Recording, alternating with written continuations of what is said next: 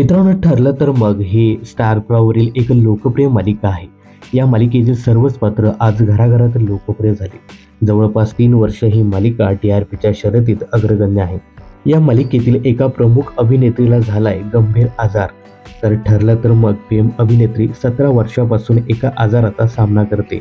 याबद्दल स्वतः तिने नुकत्याच दिलेल्या एका मुलाखतीत हा किस्सा सांगितला आहे. तर ठरलं तर मग या मालिकेत सुमनची भूमिका अभिनेत्री श्रद्धा केतकर वर्तकने साकारली आहे. श्रद्धा 17 वर्षापासून एका आजाराचा सामना करते. याबद्दल सांगताना ती म्हणाली, मी एक डाव भटाचा हे नाटक करत होते. ते करत असताना अचानक मला सर्दी झाली आणि तेव्हा माझ्या कानामध्ये आवाज सुरू झाला. म्हणजे पूर्वीच्या काळी कुकर वाजायचे ना वाफेचे, त्या कुकरची शिटी जेवढ्या मोठ्या आवाजाने वाजते तशी शिटी माझ्या कानात वाजायला सुरुवात झाली. मला वाटलं की ही सर्दी आहे, बरी झाल्यावर जाईल, पण ते काही गेले नाही आणि या गोष्टीला 17 वर्ष झाली असतील. तेव्हा ते जे आवाज सुरू झाले ते आत्तापर्यंत आहेत. तेव्हा प्रचंड त्रास झाला होता आणि आता त्याची मला सवय झाली, कारण त्यावर उपाय काहीच नाही. या आजाराला टिनिस्ट असं म्हणतात.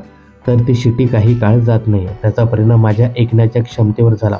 जोपर्यंत माझं वय तरुण होतं तोपर्यंत ते चालून गेलं, पण नंतर मला ऐकू येत नव्हतं आणि मला कळायचंच नाही. एक क्षण असा आला की माझा आत्मविश्वासच गेला.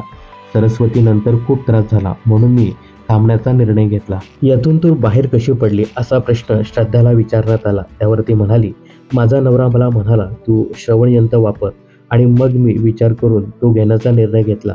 छोट्यातलं छोटं श्रवण यंत्र घेतलं. मग आम्ही कस्टमाइज मशीन बनवून घेतली. आताही मला त्याच मशीनचा वापर करावा लागतो. त्यामुळे मला नीट ऐकू येतं, पण माझ्या कानात येणारे आवाज आजही सुरू आहे, असं FM KMW 29 या यूट्यूब चॅनेलला दिलेल्या मुलाखतीमध्ये सांगितलं आहे.